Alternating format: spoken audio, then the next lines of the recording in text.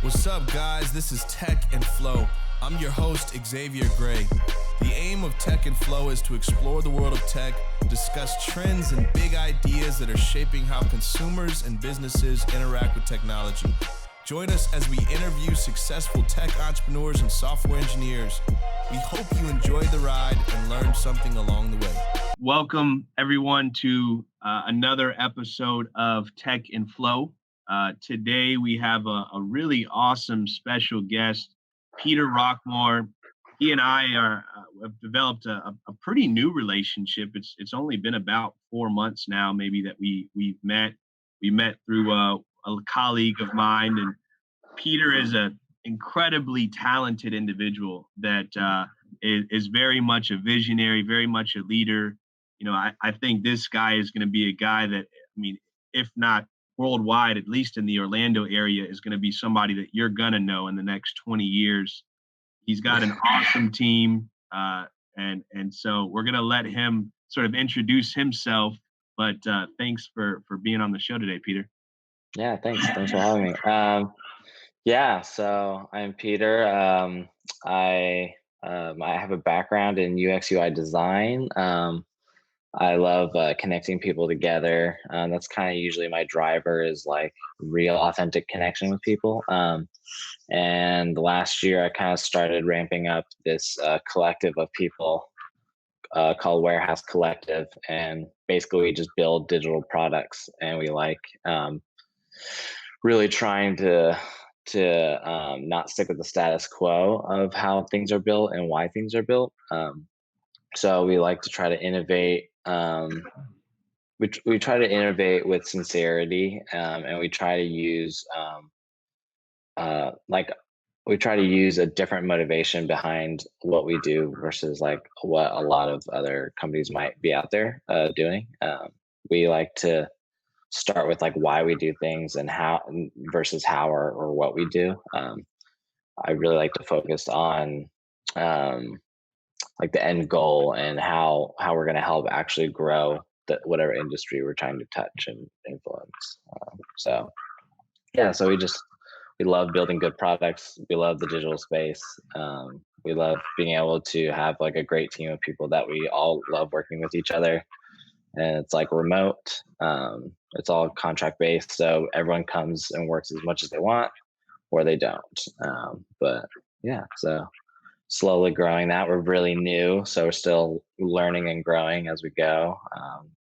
But I hope to keep doing that all the time. Like I hope that we never stop reiterating and learning how to grow a business, because there's a million and one ways you can run a business. So no one's ever got it perfect. I love that.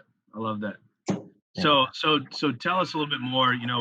We kind of have a broad listener base. Many of them are people who are in tech. Some are going to be business owners. Some people are just people that like the subject.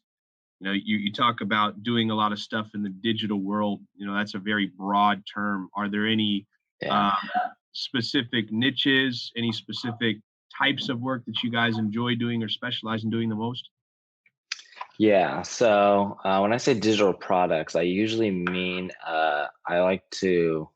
we tend to go more on the side of not necessarily marketing our content or like advertising strategies or anything. We don't really do that as much as we build like the actual framework that those companies and brands can actually interface with their audience. So we would be the people who would build the website and the structure and how that's built, and then they can easily update and manage all that content and stuff.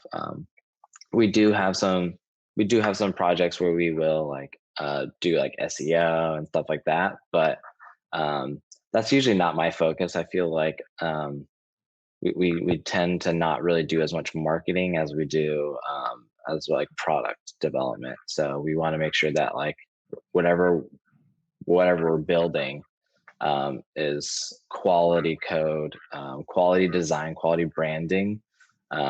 But we kind of leave it up to the clients or whoever we're working with to really like handle their side of the marketing or the content.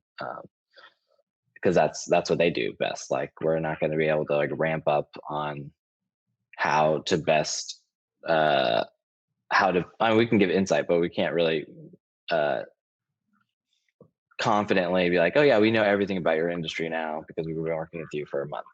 Yeah, yeah. um and that's some companies, like that's how some tech companies like operate, and they do a really good job. Like that's their focus, is that they can like go into an industry like, hey, you sell, automotive parts. Okay, so we're going to do a bunch of research, and they do a lot of user research and all that kind of stuff.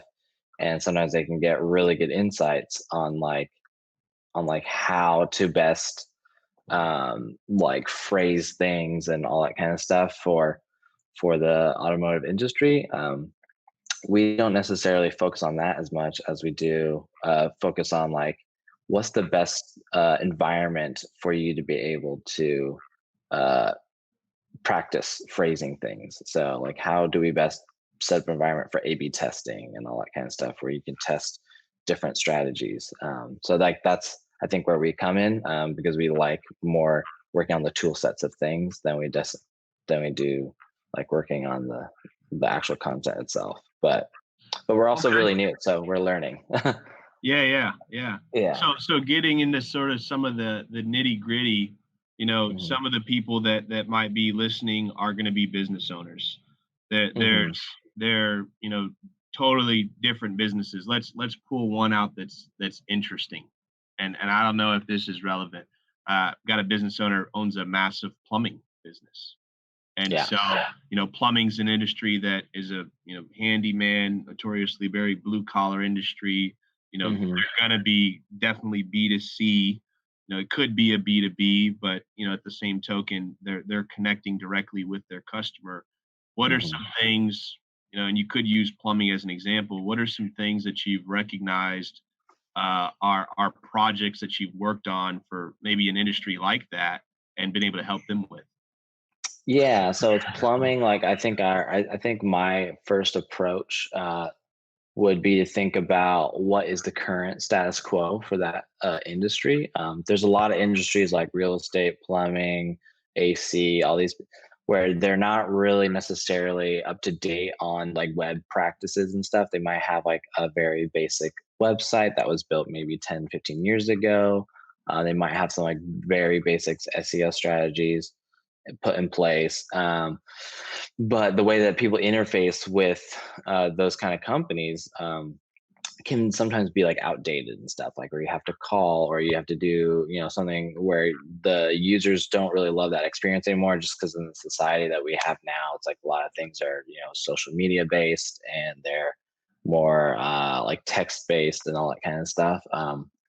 So I think we would try to like research like what would be a good way to make their platform or their website or their way of connecting with their audience really modern, and how we would what tools will we use to make it modern for them on the back end. So like that way, like if they're not tech savvy, we can make it so it's like really simple framework for them to be able to just like open up a window, click on their portal, update content really easily without having to know anything about code, and not having to know this big complex like CRM system, because you're going to lose a lot of small business owners and stuff like that.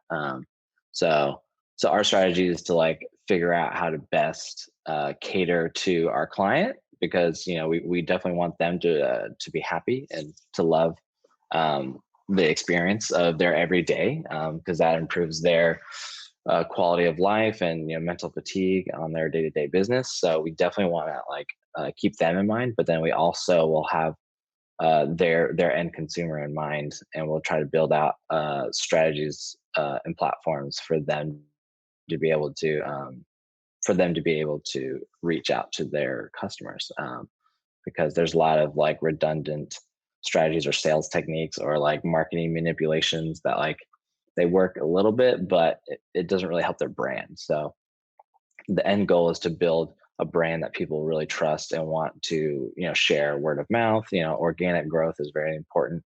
I believe that organic growth is like the best way to acquire customers.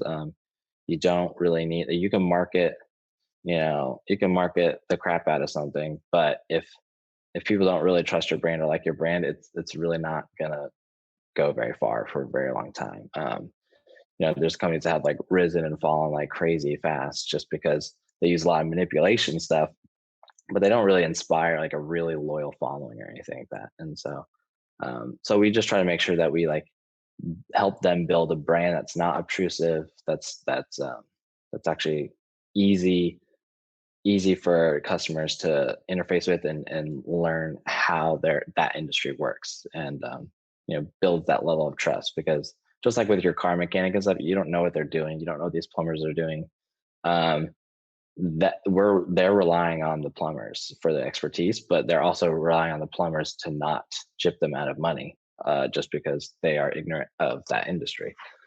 So uh, through well designed UI and well adjusted marketing and stuff, you can really make a good impact your um, on your audience. And I think that's like a good approach. I mean, that's how I would do it. So on that note, you sort of spoke to how what you do could be sort of relevant to some industries that maybe we don't naturally connect with technology. They're different industries. What are maybe some challenges that you've faced recently? It could pertain to maybe coronavirus. It could pertain to just customer interactions you've had. What are maybe some challenges that you've had, really with clients, with building certain infrastructures? I don't know, whatever comes to mind. Yeah, for sure. So yeah, again, we're pretty new. I'm not typically too experienced in building like teams and managing large groups of people on both ends, like client and internally. Yeah. Um, so I'm loving every second of it. I'm learning so much through my team and stuff like that. I'm like really blessed to have like super talented people that are all in. I think we all like love the vision that we all have. I had one vision in mind, but as people have grown on, like I've actually been able to expand and grow what I thought that warehouse collective might be. So it's really great to like have people that you really can believe in and really like grow with and stuff like that. So a lot of the challenges have just been like trying to figure out best, most efficient ways of management and timelines and deadlines and stuff like that. Yeah, we've had some clients that switch up deadlines on us, and we have to like readjust our resources. It's like, okay, well, we're building one thing out, but then that deadline changed, so we actually have to like make sure that we have enough resources to finish this other project that has still same strict deadlines.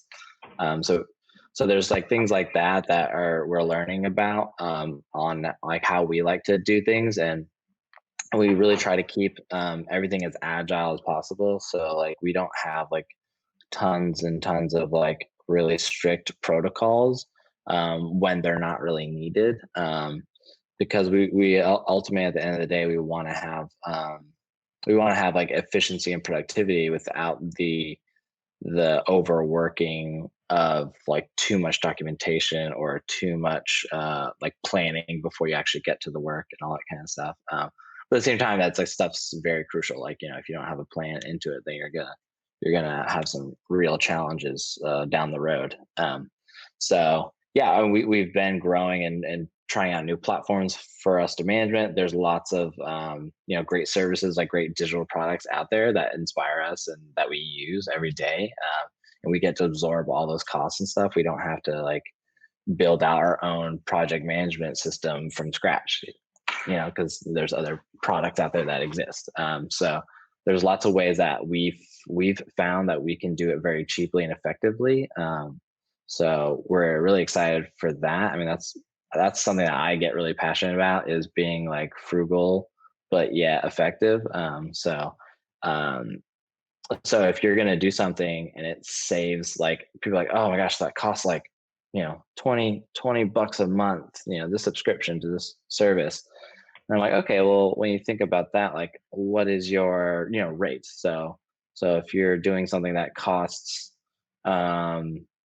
it would cost you like an extra 3 or 4 hours a week doing, and your rate is like, $60 an hour or something, $40 an hour, then you just cost yourself, another $200 or $300 because your time is more valuable than than just like Paying $20. for that service. Yeah.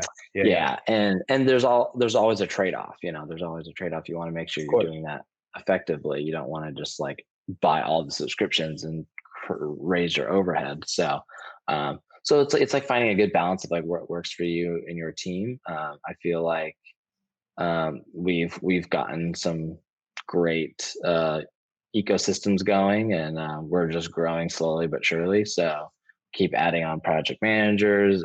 We might have a new like marketing content strategist person joining in. So like we're always trying to grow, but we kind of grow conservatively. So like I'm not necessarily trying to scale up a company as fast as possible, sell, get all these bunch of clients that, just pay the bills. I'm trying to really scale something that where it's like every single person that joins in, one feels a part of like this more of a family setting where it's like we all like hanging out together and collaborating. And then two feels like they can really do what they want there. And that they're taken care of, like that we get to like do projects that they're interested in and all that kind of stuff. So Yeah, I'm trying to raise the quality of life within the office versus trying to grow a bigger company. If one of our like internal projects, takes off and needs to scale, and then we would like, separate it out from Warehouse, and then we, would scale a different way maybe because certain products, or if we get bought out by like a VC, then we might need to scale and do things differently. But the core team of Warehouse is going to operate very small. We don't want a huge company. We just want a good community of like people that all know each other, like personally, like try to have like real life community within our ecosystem. I'm not saying everyone has to be best friends, but but I find that you do your best work when you're like working with people that you love to work with, and you get to work on something that you feel like you have ownership in. So it's interesting because what I'm hearing you talk about is not all this, and it kind of speaks to where our conversation began and how you started off. And unfortunately, people couldn't hear it, but you were talking about how you were a jack of all trades, sort of, and that you really have this passion for so many different aspects of not only just technology, but also running a business. What I'm really hearing you speak to is like culture. And what I'm really hearing you speak to is like community. So talk about, I think that those points are very relevant. And, you've talked about how part of technology, of course, is marketing. And so, and you've also talked about how brands often start and they put all this money into a brand and they haven't created enough of a loyalty or a community or a culture.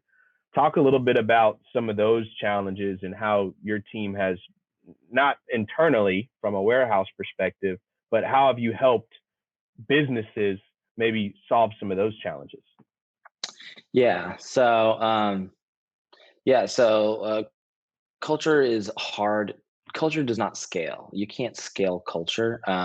You have to put in that work all the time to keep culture there. No matter how cool your project managers are, or, whatever your executive level people are, that's always something that's going to be a challenge. You're never going to be able to just like establish a culture and then just let it go. Like that's not something. That's not something that happens. So culture is a continuous improvement or a continuous awareness of how everyone feels as a part of a whole. So for us, I mean, with our clients and projects that we jump on, we really try to just see where they're at and then try to help them do what they feel like their culture is in the easiest way possible. So like if their culture, if they're a really a tech enthusiast team, and they're like, oh yeah, we like love this and this and this, like, then we're like, okay, well, cool. Let's help build out solutions that you can your team can get as like nitty gritty, and they can feel like they have a lot of control. So we're gonna like use this platform versus this platform because your culture is a team of people that are technology curious at least or whatever, or they are people that like that would rather have flexibility versus structure. So like we really try to look at their internal stuff as much as we can, or as like internal as we can. But at the end of the day, it's like it's up to them really, because we're not trying to structure their company for them. They're kind of the ones that like tell us what they want and how they want to do it and how they want to accomplish it. Yeah. So I mean, how we do it is basically we just kind of audit and see how they handle certain perspectives and things. So we basically would be like, oh, okay, so like we see that you guys don't really feel like you're very motivated to do this kind of thing, so we're providing this thing so that internally it feels a lot easier for you guys, and this is what works for you guys, and that that fosters that good communication among their peers and stuff like that.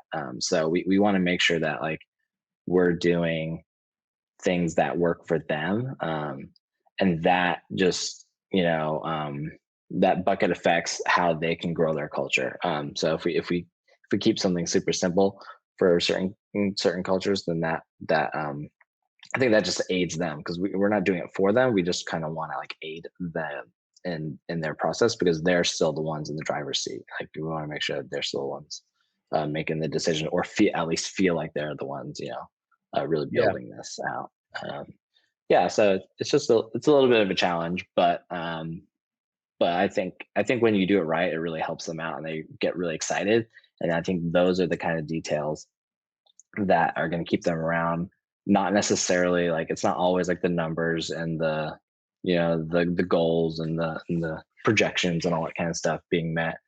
Those things are also important and stuff, but it's really, I think, a lot of culture is kind of understated in a lot of strategies as far as doing client work. Makes sense. But yeah. So go in a different direction for a second, because again, you've sort of pieced together starting the team, talking about how you've emphasized culture, talking about how you guys have, you're not trying to scale fast. So let's for a second sort of shift the conversation, and then we're going to come back to that point. Talk to us about the startup scene here in Orlando, and what sort of you guys have experienced, and what sort of resources are relevant for maybe somebody that's thinking of starting their own business, tech or not. So Orlando, I think, is in a great spot for tech entrepreneurs. I think we are not you can be a bigger fish in a smaller pond, but it's still a pond and not a puddle. Like I feel like there's a lot of opportunity for those who want to take risks and want to be innovative and want to work really hard. And there are certain challenges and stuff. You're not going to find the kind of like VC support or investment support, as easily or readily, because the way that like investors in Florida typically in history have been to approach how they do their rec requirements, and like what they look for is maybe a little bit different and not as like tech friendly as like if you went to Silicon Valley, like, oh, okay, yeah, we get this, and they're more willing to take risks. They're more risk adverse in the Silicon Valley industry with lots of previous technology success, so they might have a little bit more of a context or familiarity with it, and they're a little bit more lenient and stuff. So like there isn't as much of that, but that is also growing. So it's also a good opportunity to like be able to, if you can land funding and stuff and really grow in that way.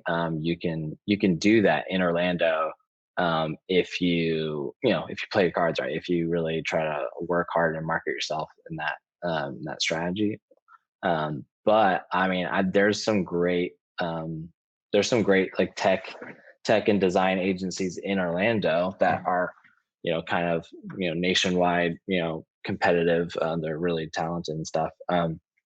But there's definitely still a lot of the Orlando market share left over, in my opinion. There's a lot of, sad to say, there's a lot of agencies that, in my opinion, feel like they're just kind of like bottom feeders. They'll just like, get clients, quantity versus quality of clientele, and kind of trying to meet the bottom line. They're just trying to like, pay the bills and make good profit margins and stuff. And I feel like that is really like kind of hurting our industry as a whole, not necessarily just in Orlando, but in general. There is a lot of noise and saturation in the digital space, so there's definitely a bit of that too. But I think that like there's definitely enough room in this pond for like some real, big level, scalable companies that want to really make an impact in the tech community or in the tech industry nationwide or, worldwide. I think Orlando is like slowly getting to that point where we can have more and more of those success stories be here and then stay here. I mean, I like Orlando a lot for that reason. And, I've been here for like over a decade. So like, I really do call Orlando home. Even if I'm like traveling abroad or going other places, like Orlando's still my home base. And so I really want to like uplift Orlando in that sense, instead of just like trying to, go to New York or go to San Francisco or Chicago or something like that and just be like, oh yeah, like this is easy. We can find all the clients that we want here. So we're just going to move there. But with the global economy and with like, how the internet has made everything possible, like we can have a client in Chicago and still be based in Orlando and contribute to Orlando's economy. Like we can still uplift Orlando and all that kind of stuff and still provide other things for Orlando. And I think that's what's great about my industry. It's like, if I was a plumber, it'd be super hard to like live in Orlando and run a business in Chicago. That would be like kind of not a great strategy. But because, we do everything through, live stream, meetings, and then we have, software to manage all of our tasks and projects. And then, all the developers and designers can stay at home if they want. So like with COVID, nothing really has changed with us. We do have an office space downtown, but it's like, okay, cool. Now we just like took our laptops home. We have a lot of that kind of like management structure in place. And with technology, anything can be built anywhere. You don't even need internet for a lot of the stuff that we would be working on stuff sometimes. So like there's just a lot of flexibility that gives us. But yeah, I definitely like Orlando, and I really want to like help Orlando grow. I mean, that's kind of one of my like goals as a collective, is to like uplift our city, That's awesome. uplift the quality. So I mean, there's a lot of strategies that we really want to find a niche in and start doing more of. I feel like there's, in general, especially in Orlando, there's a lack of synergy between design thinking and brand thinking, and then technology and functionality thinking. I think that they there are prioritize. definitely a lot of marketing and recruiting firms here. And so I think that what you're getting at, those firms aren't connecting with the creative firms like yours.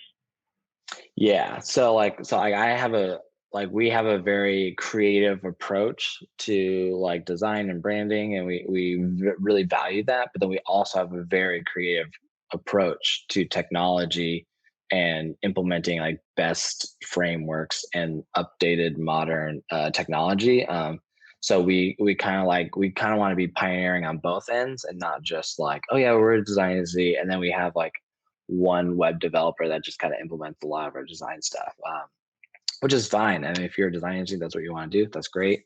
Or if you're a tech company and that's really all you want to do is just do tech and then like, outsource or just have like one designer, that's great too. But it's a little ambitious of me and us to really try to like put both on the equal grounds and elevate their priority instead of just being like, oh yeah, like we'll just meet you at the status quo for these. We don't want to do that. We want to elevate both. But I think that's ambitious, but I think that's what drives us at the same time. Like, what drives us isn't necessarily the profit margins or, the clout or, all that kind of stuff. It's like, we really just want to like, improve how things are built, internally, because we don't want to waste our time, building things that we don't really believe in.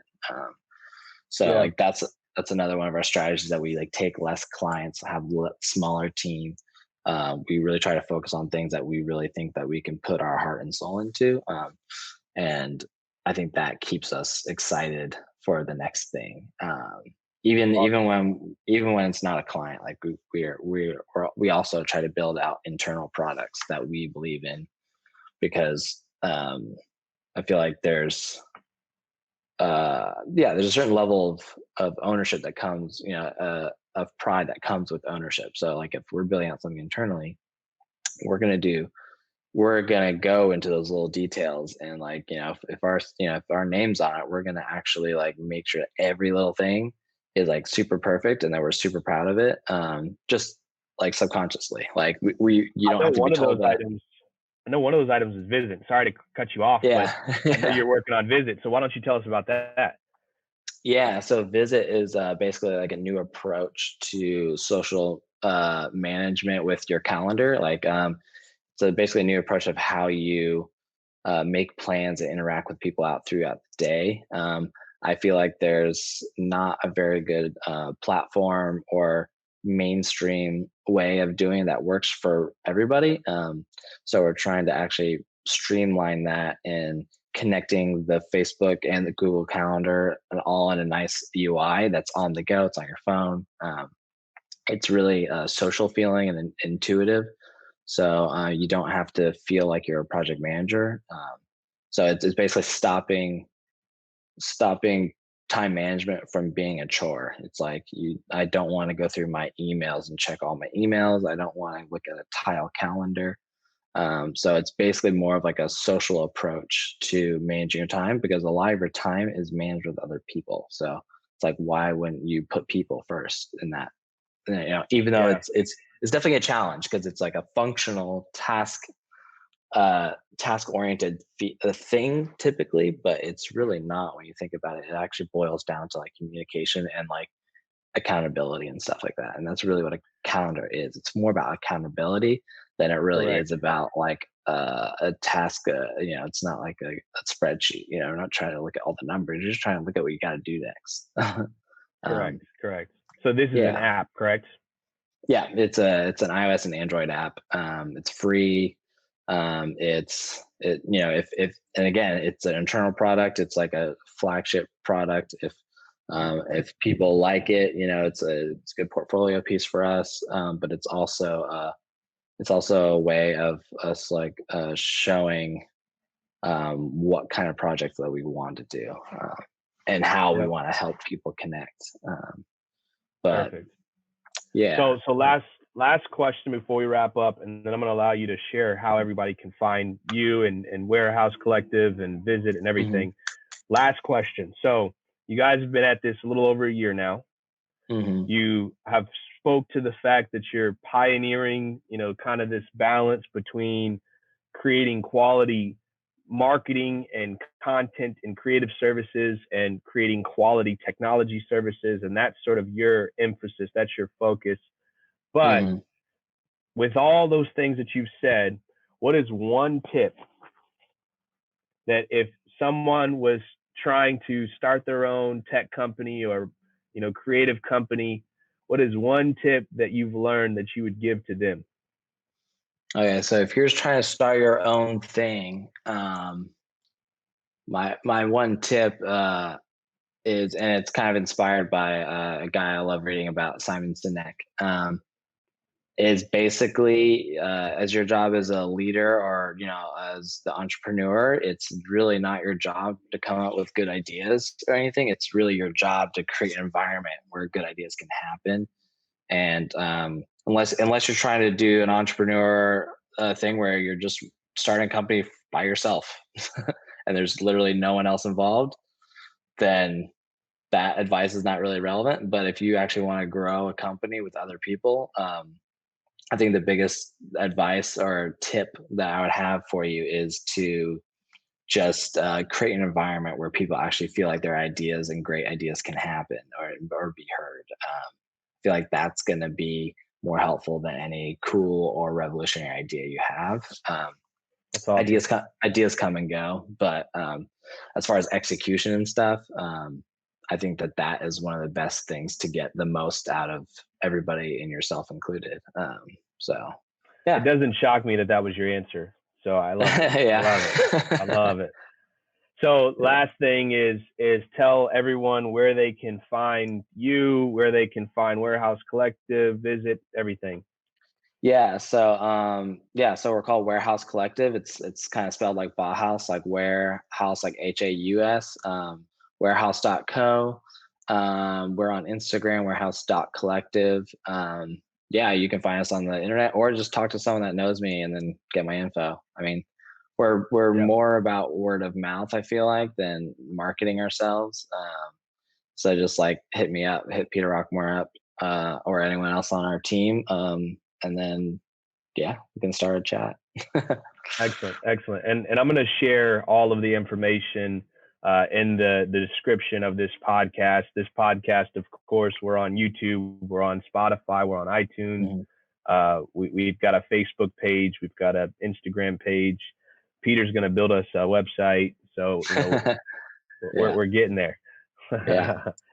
But thanks for being on the show today, Peter. I hope that for the listener, they were able to learn something about you, learn something about, the tech scene in Orlando, learn about maybe some ways that you look at, building a business and working with clients that are maybe different than other people, and overall are inspired. I think you're again, as I said in the introduction, I think you're definitely going to be a name that people will know for the next 20 years. And I'm not just saying that, I believe it.